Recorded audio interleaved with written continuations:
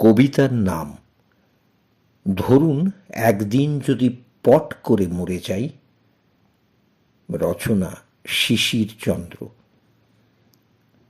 ধরুন একদিন যদি পট করে মরে যাই, না মরবই এমনটি বলছি না, বলছি ধরার কথা।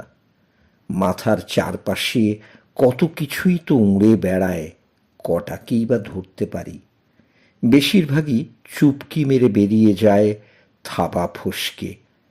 তাই বলছি, ধরুন একদিন যদি মরে যাই পট করে, কতটা শোক নেমে আসতে পারে পরিবারে।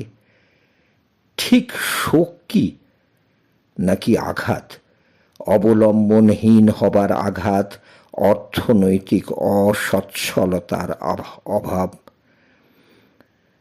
অফিসের সহকর্মীরা ভাববেন আজ এমনি আসেনি বোধহয়, হয়তো শরীরটা একটু খারাপ হয়েছে, বা হয়তো বাড়ির কোনো জরুরি কাজ আছে, ব্যাংকে যেতে হয়েছে, বা ছেলের স্কুলে যেতে হয়েছে কোনো কারণে। ওই রকম তো হাজারো ঝামেলা থাকে সব বাড়িতে। আচ্ছা, আজ ওনাদের বিবাহবার্ষিকী নয় তো? ও, তাই দুটিতে মিলে সিনেমায় গেছে। লাঞ্চটা নিশ্চয়ই সেরে নেবেন ভালো কোনো রেস্টুরেন্টে। ছেলের জন্মদিনও তো হতে পারে। তা সে যাই হোক না কেন, উনি অফিসে আসলেই কিন্তু সবাই মিলে চেপে ধরতে হবে, আমাদের খাওয়াতে হবে একদিন। বাজারের সবজি মাসিরা আঁচল দিয়ে কপালের ঘাম মুছে ভাববেন, বাবুকে দেখি না যেন অনেক দিন। তাই কি আমাদের চোখের ভুল? এসেছেন ঠিকই, আমরা দেখতে পাইনি। যা, তাও কি হয় নাকি? বাজারে এসেছেন যখন, তখন সবজি নিশ্চয়ই কিনেছেন। সবজি ছাড়া সংসার চলে নাকি কারো?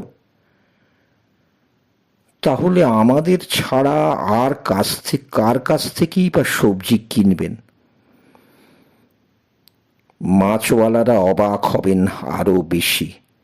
ঘুরে ফিরে যে দু চারটি দোকান থেকে দরদাম ছাড়াই মাছ কিনতাম, মাছ কাটার সময়ে ওরা আমাকে চা খাওয়াতো। টুকটাক বাক্যালাপে আমিও ওদের পরিবারের খোঁজ খবর নিতাম। মাছের আষ্টে গন্ধ ছাড়িয়ে কেমন যেন একটা বন্ধু বন্ধু গন্ধ লাগতো তখন। বেশ কদিন হলো ওরাও আমাকে দেখছে না। টাকা পয়সার হিসেব বুঝে নিতে নিতে ওরা কি ঘাড় উঁচু করে খোঁজেনি আমাকে বাজারের ভিড়ে? ভাবেনি হয়তো বেড়াতে গেছে কোথাও? তারপর তারপর কোনো এক শালিকের দুপুরে বেজে উঠবে সেই পরিচিত রিংটোন, দাঁড়িয়ে আছো তুমি আমার গানের ওপারে। হয়তো ফোনটা ধরবে সদ্য নিঃসঙ্গ আমার প্রেয়সী, হয়তো সদ্য পিতৃহীন আমার একমাত্র ছেলে। ডুকরে আসা কান্নায় জানিয়ে দেবে, আমি নেই, আমি নেই, আমি নেই, আমি আর নেই। আর আমাকে দেখা যাবে না অফিসে, বাজারে, পাড়ার রাস্তায়, চায়ের দোকানে, কিংবা নতুন কবিতায়। বন্ধুরা, কবিতাটি যদি ভালো লাগে তাহলে লাইক, শেয়ার, সাবস্ক্রাইব করতে ভুলবেন না। ধন্যবাদ।